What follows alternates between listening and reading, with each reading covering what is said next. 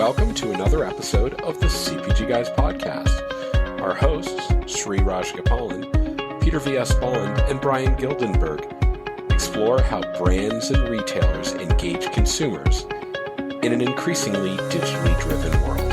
And now, here are the CPGGUYS. Hello, folks, and welcome to this episode of the CPGGUYS podcast. I'm, of course, Sri, co-founder and co-host of the CPGGUYS and co-founder and partner of ThinkBlue, your key to unlocking your profitability potential. As builders, connectors, and amplifiers, we shape the future of commerce to drive your growth. Please do listen to my older daughter, Ria Raj's music, and my younger daughter, Lara Raj, as a member of the Geffen Records Universal Music Group Cat's Eye, whose Netflix docuseries on the making of the band is set to release later this summer on my wife Kavita Raj's own podcast, Lights, Camera, Convo on iHeartRadio and all streaming platforms. Not joining me today is Peter V.S. Bond, as he's away in Japan with his daughter at the time of this recording and at Disneyland. And when he's not co-hosting this podcast, he serves as Partnership Acceleration Lead at Flywheel, a division of Omnicom that helps enterprise brands improve their SEO and SEM, growing their e-commerce businesses. Before we get to our special guest today, we want to ask that you help spread the word about this community we've created in the CPGGUYS beyond sharing our podcast with your friends. If you're using Apple Podcasts or Spotify as your preferred listening mechanism, leave us a rating as it helps feed the algorithm that makes us more findable by CPG retail people like you looking for education and entertainment. Your rating tells us how we're doing. Your review tells us whether having the right conversations with the right guests. We're happy that the CPGGUYS is part of an impressive collection of highly rated podcasts, including CPG Scoop with Risa and Jennifer and the FMCG Guys with Daniel, Efrain, and Christine. Links to our podcast, our sister cast, social media profiles of my daughter Ria and Lara, my wife's podcast may be found in the digital liner notes of this episode.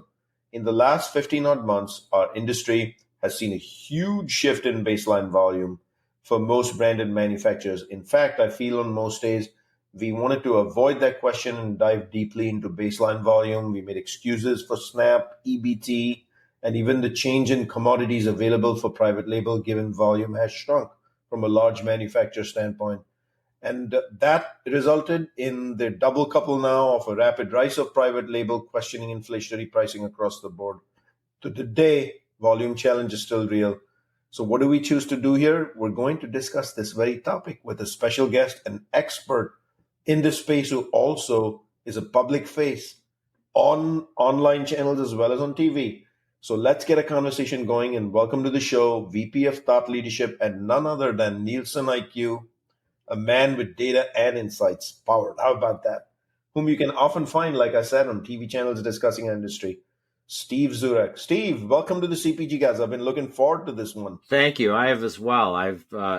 It's always great to talk to industry experts about this and just talk in general. I love this industry that we're in and can't wait to get started with you. I think most consumers forget that when they actually buy a product off the shelf, offline or online, that there's a whole industry that requires manufacturing, transportation, logistics, pricing, offers, display, feature behind it. So hopefully we'll get into some of that today.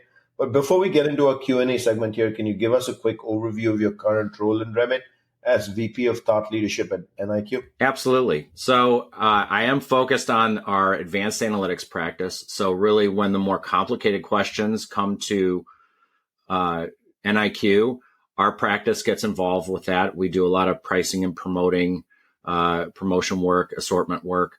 And I am really out talking to our associations and our clients and across a lot of different channels, whether it's on LinkedIn or on TV, just talking about what's happening with the consumer and how things are changing at retail and what the evolution of retail has been. And I think you probably feel this as well as I do. We have lived through a really unique time period the last 5 years. So it gives me a lot of content to talk about. Wild, wacky, crazy, different. Never imagined it would happen. Those are the last 5 years. But I'm also glad we're kind of resetting all of that. But the one thing that always puzzles me, Steve, is, classically this industry has created forecasting on regression models. The last 3 years' data are not going to be as helpful as the previous years. So what a complex mix. So we're going to get into all of that. Thank you for that overview. In the digital liner notes of this episode, we'll include links to your LinkedIn profile, NielsenIQ's companies as well as LinkedIn pages for our listeners to access while we go on with our conversation.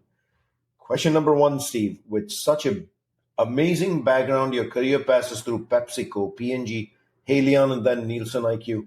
What are learnings in your corporate career you picked up over time, and what would you have passed on to a younger you graduating college? Well, the first thing I would say is take risks.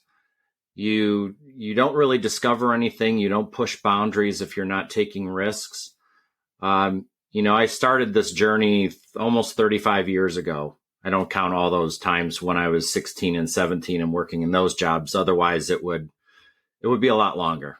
Let's leave it at that. But, taking risks in the 90s was a little bit different than it is now. Failure was not something that was generally accepted, whereas now we talk about fail fast, fail early, learn from it, and course correct. So I would say, that would be the biggest thing that I would advise myself to do in that time period. The other piece would be let your management know what the vision is for your career and make sure that that is communicated. Because if it's not communicated, you're the only person that's really driving that career. But if you have people around you that know what you want to do, they can put you into situations where you will learn, and you will learn broadly, and you will be able to move your career forward a lot quicker. Couldn't agree more on you have to own your own career, Steve. And I think most people forget that the best champion for your career is you. And when you say management, your managers and your HR needs to be part of that journey. But also, Steve, I think it's important to tell the younger audience listening to our show that be brave enough to accept reality. If there's a rejection in the process, the world doesn't end. You and I both work for PepsiCo. You worked for Haleon, I've worked for J&J. I'd love to learn some of the roles you had in those companies. I mean, have you always been in analytics, insights, and a problem solver for brands? A lot of my career has been focused in analytics. Spent a lot of time in category management. I did have sales roles early on. And then with P&G, we kind of tested some hybrid roles where part of my responsibility was sales and part of it was category management. And so I've always been in touch with data, and I always felt that, the most powerful salespeople are the ones that can interpret data, create a story, draw insights, and really help their client or their customer with being a resource. I don't think there's enough salespeople that really view themselves as a resource to their customers, and they truly are. They're the eyes and ears out in industry. And if we look back over the time span of my career, category managers at retailers have become busier, fewer, and they don't get out into their stores nearly as much as they used to. So by coming in and telling them, here's what I'm seeing in your stores, here's what's really happening with your merchandising and with your executions of programs, in the stores, that is really, really helpful. And then if you can back it up with data, it's even more powerful. Steve, I love that you talked about get out into the store, because in the 3 years and change I led sales for General Mills, I was in the field every single week. And I think most people were astounded and they called it crazy. But the store shelf doesn't look anything like it did 10 years ago, even 5 years ago. It has rapidly changed. I mean, linear footage has changed in categories. Locations have changed. Fresh has become much more impactful, driving store traffic, things of that nature. But what a wild and wacky 15 months we've had since April 2023. I still remember the day SNAP EBT dollars kind of changed in this country, a lot of pullback, and brand leaders like myself included made excuses. It's going to be fine. We're going to wait for a year and lapse. Everything's going to be fine 12 months down the road. Well, alas, 15 months have passed by, but baselines haven't moved a lick. But I want to flip that over to the analytical expert over here. Shouldn't baselines have settled down that the 1 year lapse for all of this is over? And even commodities, even that is over, the availability of commodities. Not asking for a crystal ball, but is there going to be a magical snap out over here? it is such an unprecedented time. We've had so many different things that have come into play in our economy that 15 months ago, we really didn't know what our trade plans should look like. The pandemic took a lot of trade off the table.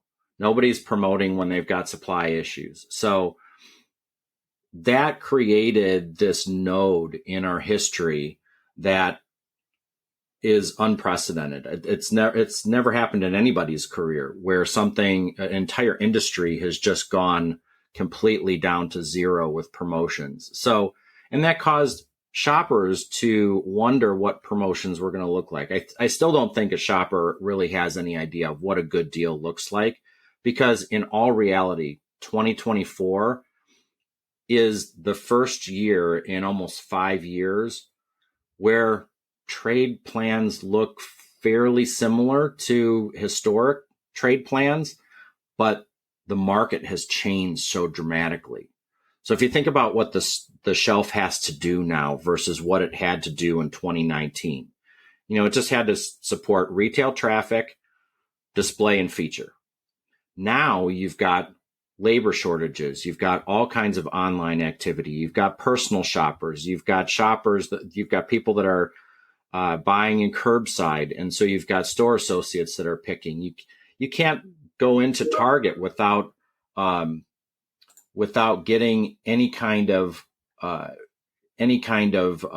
interruption in your journey with somebody who's picking an order for online. So, that is something that's really, really different than what was there in 2019. On top of that, we're starting to see across the store a shrinking of the number of UPCs selling. So that's a little bit different than average items carried. Average items carried is still relatively stable, but UPC selling is really what you want to be looking at, because that's the stuff that's scanning through the registers. And total store is down almost 9% since 2020 in terms of UPC selling. And what that's showing us is that we've got assortments that have to be more robust so that they can handle all of this other traffic that's not necessarily a retail shopper.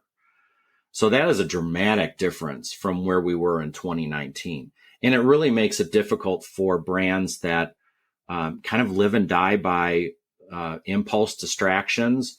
Think about the brands that live and die by the cash wrap. That's a completely different environment now. When you go into a store and you see that out of 15 aisles, they might have 3 or 4 of the full service ones open, but then there's more and more or bookended by self-serve aisles, or maybe that shopper's not even coming into the store anymore because now they can handle their returns in the drive up. They can get their groceries and everything else that they've ordered online in the drive up. So that shopper's not even coming to the store anymore in some cases. So that is a dramatically different environment than what we were in 5 years ago. Steve, you get to spend time with who's who in brands. We won't take any names today, right? So what you're referring to is this crazy shift to the omni-channel ecosystem we're in.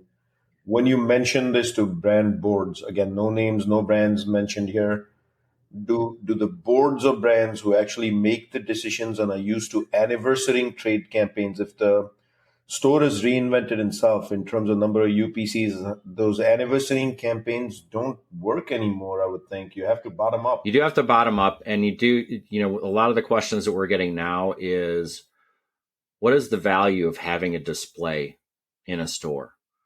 And in some cases, there is no value, or there's very little value there. Wow, Steve, that's a big, big, big statement. However, I completely agree with you, and you and I might isolate ourselves in the industry saying that.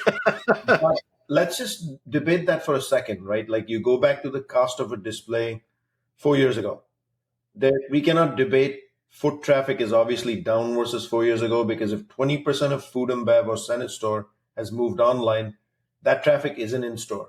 Why does display cost the same? Right. Exactly. That's exactly right. And display is less valuable, no brainer, right? Yeah.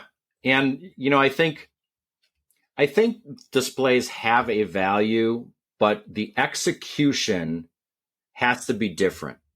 I'll be the first to say that, and I'm not saying something that an industry veteran wouldn't understand, is that when I was trying to put displays into stores, I would look at the top 3 or 4 or 500 stores based on sales rate and maybe velocity and some other things. And I would say, okay, that's where I'm going to allocate my displays. But that's not necessarily the best way to allocate or execute displays. You really need to understand there are some stores that are much more sensitive to display activity, but they might not ever get into that ranking. So, when you start looking at things like segmenting stores based on their ability to support displays, now you can more strategically execute displays out into where those stores are going to be most receptive. And then that gets all boats to rise, right? You're always going to have your high velocity stores, high sales rate stores. But some of those lower stores can elevate based on putting displays in those stores, not necessarily living and dying off of what's in the aisle on the shelf. So things like store execution and segmentation, which is a solution that we have, is a perfect application for things like that. And that very segmentation execution capability, have you kind of revolutionized it for today's times where simple regression of last 3 years won't be as meaningful? It is a very flexible program or solution that takes into account current day, what's going on within the model. And then, we're doing things where we're looking at stores where the brand is exclusive versus where it has competition, how that's changing the price and price gap relationship. In those kinds of examples, you're able to actually set strategic KPIs based on the segmentation. So, you could have an account manager that has maybe 2 or 3 segmentations within their store group that they can actually measure and execute against. No kidding. Let's take inflation head on.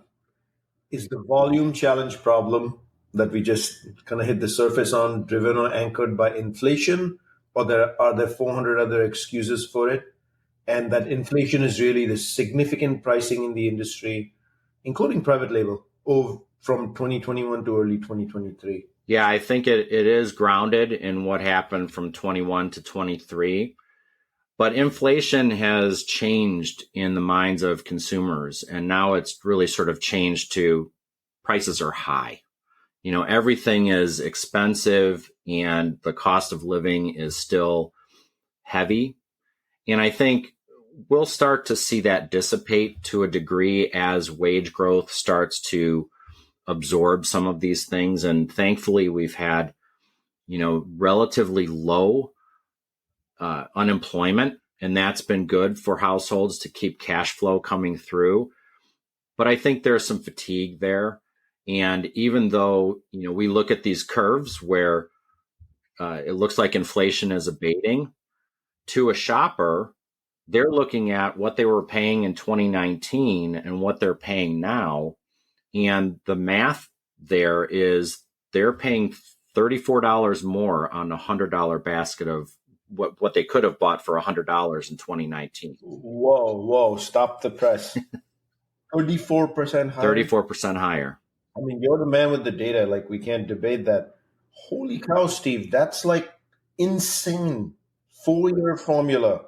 Not even 3-year formula. That's, so it's heavy for a lot of households. And then, you start segmenting out households that have kids can be even higher. So, to have almost 40% more expense in your household, that is really, really significant. So there is definitely reasons why shoppers are acting in this recessionary mindset without actually being in a classically defined recession. So Steve, back on that, if you're a kid household and you're seeing close to 40% price increases that you're dealing with in the center store period, um, you haven't gotten a 40% increase in your wages. For sure, I think we can safely say that. So where are you going to satisfy your household needs from center store, food and bev included? It's got to be private label, sure. It definitely is private brands, and I'm really trying to change the way I talk about private label because I don't think that shoppers really even talk that way. I think what as an industry we need to change to is store brands and just get that into our vernacular because when you look at Private label actually means nothing, like private label, whatever. it means nothing. It means nothing. So, and when you start looking at retailer websites, you start seeing that they're just calling out different brand names, based on, they've got a wine that's one name, they've got their hair care product that's another name, they've got their dairy that's another. So it really is in the shopper's mind, these are brands that I can only get at this retailer. It's not necessarily that it's generic. I sort of looked at the evolution of private brands, like what it was like in the 70s when I was a kid, which was, a white box that told you what it was. Then in the 90s, we started getting some better packaging. And then in the 2000s, you had big retailers that were starting to create some premiumization within their private labels. And now that's full on. Like there are the gap between national brand and private label has shrunk dramatically in the last couple of years, to where there's only about a 14% gap, whereas just a few years ago, it used to be 20%. But if look at some of the retailers, what they're doing with their brand, they're managing these brands just like us as national brands. We're managing brands. They're on traditional media. They're on all the social platforms. They've got brand managers. So the feeling that brands might have when they go in and talk to a retailer that they are revealing their launch plans to their next largest competitor, that is a real feeling, and you should be sensitive to that. I don't know what the augmentation is and how you get around that because you do have to sell your brands in those retailers, but, just know that it's not going to be very much time between your innovation and what might come out in private label. So Steve, magic question that I think you and I know the answer to, but I'm going to ask it for academic reasons anyway. Is it time for large market cap brands to take private labels seriously and figure out a strategy to coexist versus fight and contest merchants on why private label is in display? Yep. I absolutely believe that large brands should be looking at private label as their largest competitor. We look at what the share is across total store for private label, and depending on the day, it's between 18 and 19%. And it hasn't changed that much in the last 20 years or so. I was looking back at trying to find what the value of private label was in 1995, and it was about 14 share. But you and I know that if you're talking about OTC pharmaceuticals, private label in the drug channel is a 45 share.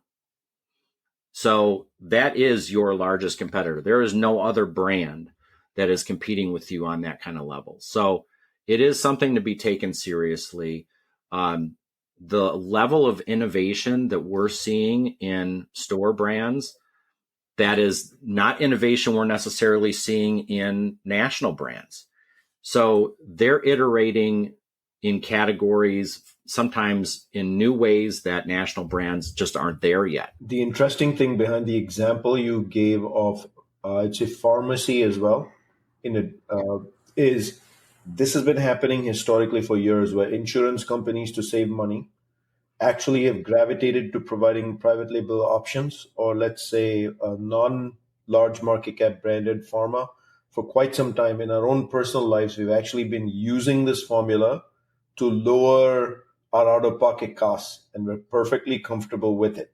On occasion, people challenge the branding to the point where most people don't even look when they get a form of medication, whether it's branded or not, right? Why are we fighting it in this sinister kind of ecosystem? I find that absolutely crazy. And by the way, Steve, there's a post from Doug McMillan, captain of Walmart, that accidentally hit my LinkedIn feed today, where he shared the fact that he's enjoyed the taste of some private label with his private label team and congratulating him for the work done, and publicly saying there's more coming. And he can't wait to see what else hit the shelf. And large brands are still asking Walmart, why can't I get more display, and why is private label and display? Like, wake up, brothers and sisters. Like, you have to coexist and figure out your formula. So let me remind our audience I'm speaking to none other than Steve Zurek, VP of Thought Leadership at NielsenIQ. Now let's go to how do you stay abreast, and you have colleagues who may not have the luxury of access to all the data and insights, or maybe they do and they don't use it. But on the people side, how do you ensure your teams are staying abreast of new analytic trends in the industry? And how do you ensure your colleagues can follow you in that journey as you come up with those insights?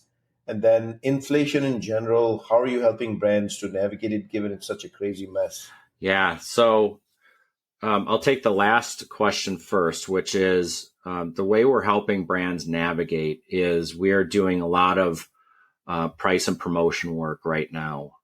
We're really trying to get brands to focus on driving incremental volume. And, when we started seeing trade come back, we were seeing it come back in the non-quality buckets of trade. So TPR. All that's doing is creating kind of a mess because, one, you're going to create some downstream effect with the continuation of trying to offer more and more discount is going to make getting incremental unit volume even that much more expensive downstream, right? That's the first thing. The second thing is that it drives up your subsidized baseline volume. So if you've got a shopper that's coming in, they've already thought about, okay, this is the brand I'm going to buy. They get to the shelf. Hey, it's on sale. They don't buy one extra or two extra. They buy what they needed, put it in the shelf. You just rewarded them for something that they were going to buy already. So restructuring your offers so that you are driving as much incremental volume and focusing on your promotion efficiency numbers, which essentially is a percentage number that's stated that says, the higher the percentage, the more efficient you are. That's what we're really trying to get our brands to hook into. That's the next thing is really understanding value. And value has a lot of different components to it. When you look at, what a brand does, people have memories of brands. Pricing is definitely a piece of it, but it's about how they feel about that brand, what that brand does for their family. Is it a heritage brand that's been around for generation after generation? Grandma said, to use this ingredient in this recipe, and it's just been passed down. And we saw a stark example this past holiday season and I talked to our brands about, try to find a new audience. So if you think back to the holidays, all of a sudden Stanley Cups were just on fire, right? It's a 120-year-old brand. I've got a dented up old green thermos that has Stanley on it. And my daughter, who's 13, said, Dad, you have a Stanley, like you're on trend. I'm like, no, I'm just waiting for all you guys to catch up. I've had this thing for 25 years. But they found a new audience, right? And it didn't take that much marketing effort. It was really just sort of a social thing that went out there. So, reinventing yourself and finding new audiences is another thing that brands should be actively looking for, because you're not necessarily having to put more innovation into the market, right? You're taking the current innovation and just repurposing it to people that may not be aware of it. So that's kind of what we're trying to focus our brands on. The first part of your question now escaped me because I was talking a little bit. It was on, bringing your colleagues along with you. Oh, yes. Yeah. So we do a lot of internal sharing back and forth with, we've got a couple of ways that we're organized internally. So we've got thought leaders like myself, which are primarily focused against an analytics practice or another practice area. And then we've got verticals. So we've got thought leaders in BevAl. We've got thought leaders in health and wellness. And we're out talking to industry. We're at association events. We're at trade shows. We're talking to large audiences within our clients and really trying to focus on what is that 5-year downstream picture look like. And then that timeline gets longer when you're talking to chief customer officers, chief marketing officers, CEOs of companies, because they're really trying to see, what does my tenure look like? And how do I start changing now for that future date? And one of the things that we're really trying to highlight are the different generations that are in our marketplace right now. Every single new shopper that comes into the marketplace is digitally native.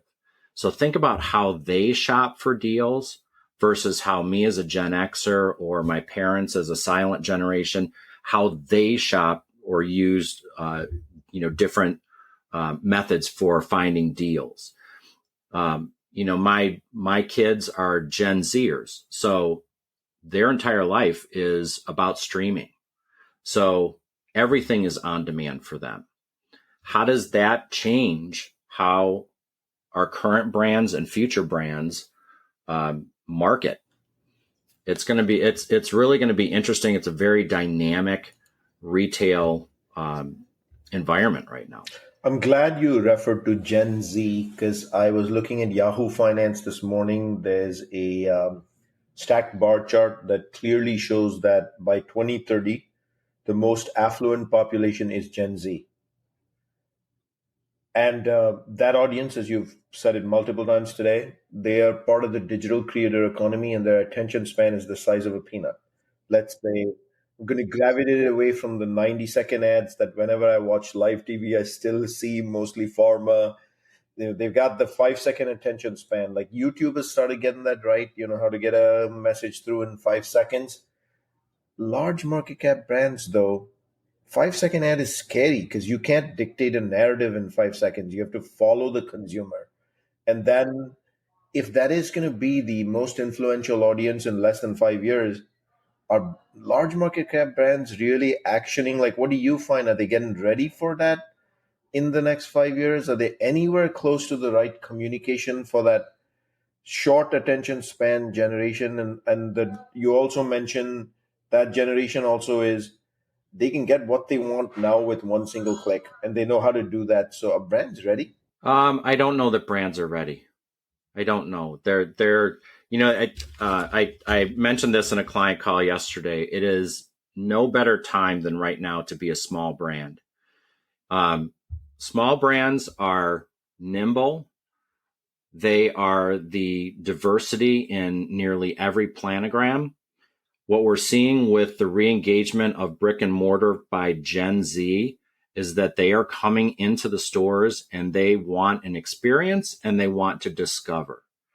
And so if your brand is not able to provide that, and you're viewed as stodgy and slow, and not in the places where, your future consumer is going to be, you're going to have a really difficult time with, sustaining your brand beyond your current customer base. So, you've got Gen Z, which about 40% of them are in the marketplace right now. The rest of them, and that 40% are 18 and older. So the oldest ones are 26. The rest of them aren't in the economy yet.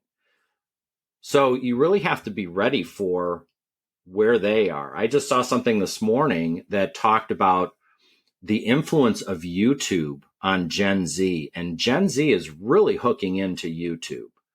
And YouTube has changed their algorithms for how to shop. So they're not just leaving it to TikTok and that social commerce is just going to go with TikTok and Instagram. You've got it happening, and it has been happening in YouTube. So when you think about the power that has, where somebody's watching a video or a set of videos about a product or a product is suggested, and then the easy button of being able to buy through that platform, that's the holy grail. P&G, we used to talk about the zero moment of truth. What's the zero moment of truth? It's when the shopper has just run out of laundry detergent. That's when they're thinking about buying. So, the mobile phone has some capability to satisfy that need. But if you're looking at YouTube and you're discovering products within that platform, it makes it so easy. So, that's where brands really need to be paying attention and really, hooking into these social platforms. And, it's not easy. Let's go to coupon craziness. The last year has seen an unprecedented uptick in digital coupons. Coupons are mostly digital these days, so I'll just say digital coupons. A lot of brands have said, look, this is how we're going to offset the inflationary pricing by stacking coupons, a very age-old formula that has kind of existed. I believe it's teaching the consumer a very wrong behavior. More importantly, it's not sustainable because coupons are coming out of media budgets, not trade budgets. So you're eating away from active upper funnel acquisition of audience, right? Any thoughts on this crazy coupon craziness? Well, I think it's, there was a time when we were kind of managing coupon redemptions to be, 0.2, 0.3%. But as it started to creep up, I think some of that activity is coming because you've got so much online activity that's happening. And think about how easy it is to coupon advantage your shopping basket when you're online and you're in the comfort of your home. We actually had this exercise as a family exercise in our house. For the initial reason was we have a 16-year-old and anybody that has a 16-year-old boy, especially that runs track, they have an uncanny ability to tell you what you just ran out of the moment you walk in the door with all of the groceries you just bought. Right. So my wife was getting very frustrated with fill-in trips. And so she said, you know what, I'm going to curate a list online. Starts on Monday. On Friday, if you don't have all your stuff in, I'm pushing the buy button. I'm picking it up after I come home from work. And that's going to be it. And that fundamentally took, I would say, 90% of our fill-in trips off the table. So then I thought, okay, this is an interesting experiment. Let's try to coupon advantage this list as much as possible. And we're not going to buy brands that we didn't normally buy because we saw a coupon. We're just going to start tagging them. And now it's become a competitive thing with her. And she's now telling me this is how much I saved. And she's constantly doing her personal best, trying to change her PR, which as a mother of a track kid, PR, you hear that a lot in our household. But that may be an outgrowth. And I know we're not unique in what we're doing. So as we are on this now, we had the hype curve of, the pandemic shoving everybody to online, and then we overcorrected. I think we're on a slow growth right now to more online adoption of things like groceries and categories that we wouldn't have thought of buying before. And so if you're coupon advantaging, then you're going to see redemption. And I've talked to our brands about that. And I said, really start to look at this. It may not be a 2024 thing, but 2025 and 2026, you really got to be looking at that and thinking about how you're going to gate some of these things, because otherwise you will completely decimate a budget in a very short period of time. So price gaps, slopes, curves all indicate the way forward is to work on inflation-related pricing and deliver the right value for the consumer. Value can mean so many things, though. Some say it's coupons, like we just discussed. Some say it's bigger pack sizes. Some say it's store reinvention. Some say let's focus less on innovation and let's keep more activation on core because innovation is expensive to bring to market. What's your coaching to the industry on value? Well, the first thing is making sure that you're aware of what your out of stock rates are in store. If it's not on the shelf, you can't sell it, right? So that's the first thing. But when you start looking at value,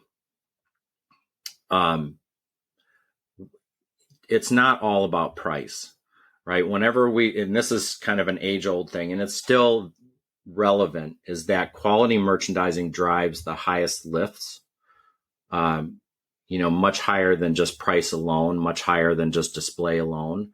So having well-executed programs in store is really the first component of that. The second piece is don't start training your shoppers to bridge from deal to deal to deal.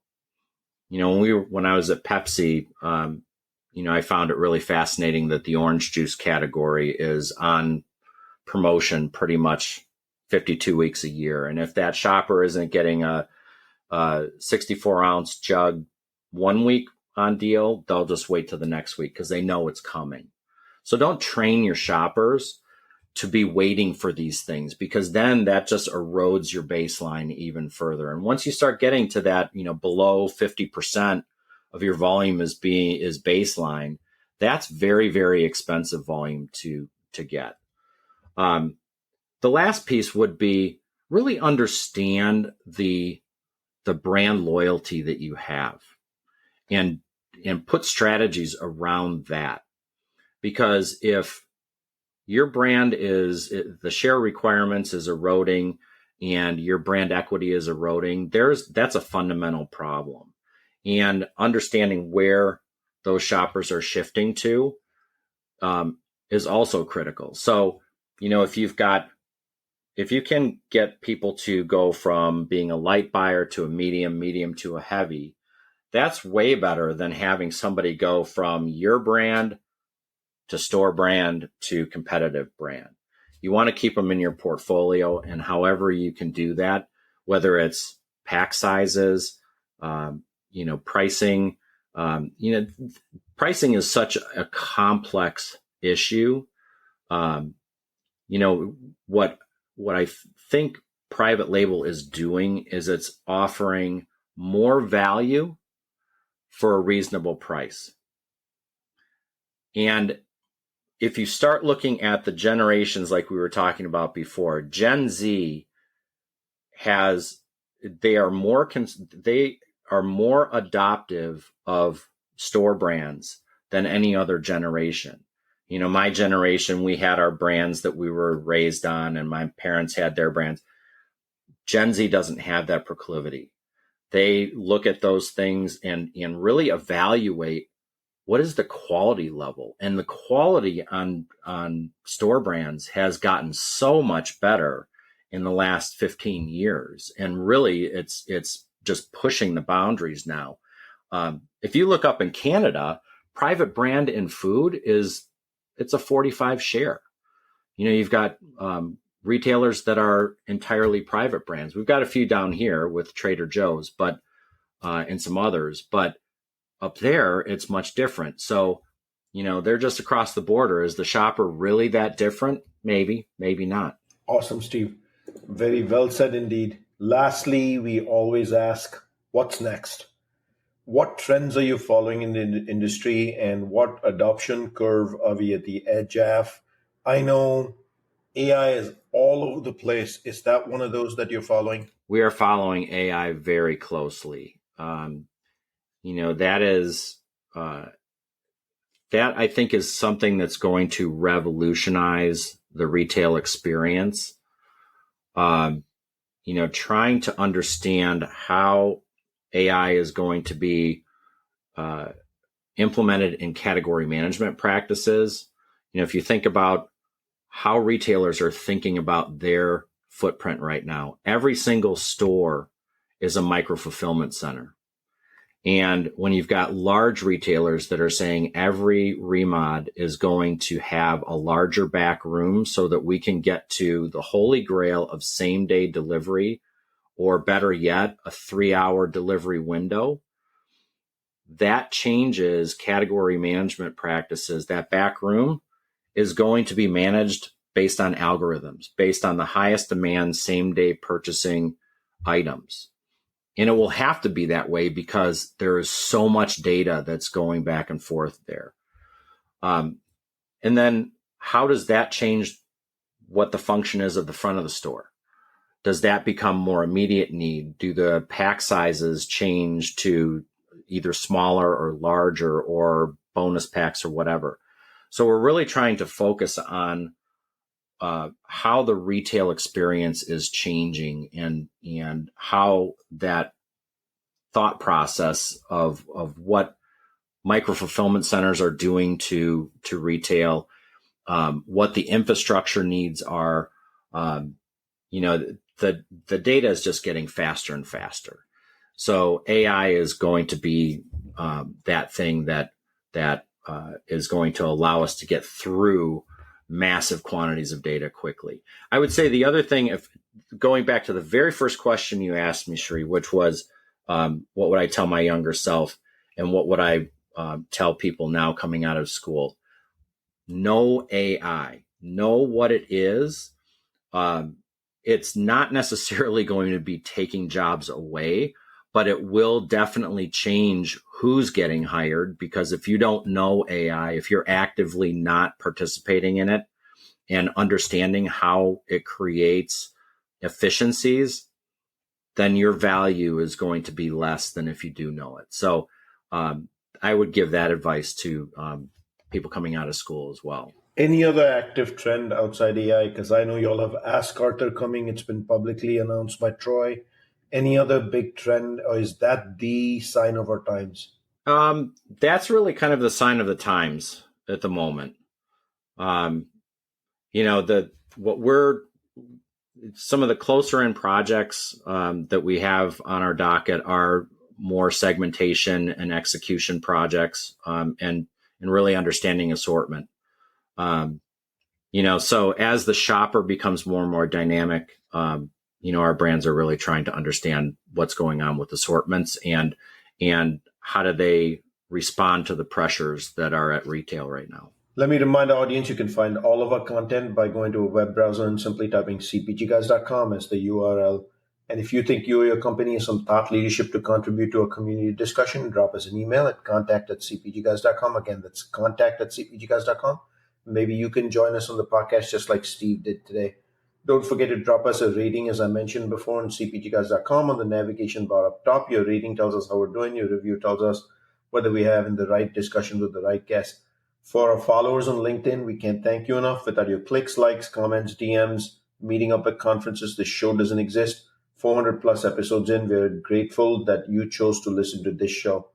Steve, I can't thank you enough for this wonderful discussion that I was looking forward to for a long time. And I hope you'll come back to the show. So thank you for joining me today. Absolutely. Absolutely. And congratulations on your daughter's album release. Thank you so much, Steve. That's the wrap of this episode. We will see you soon on another episode of, wait for it, the CPG Guys.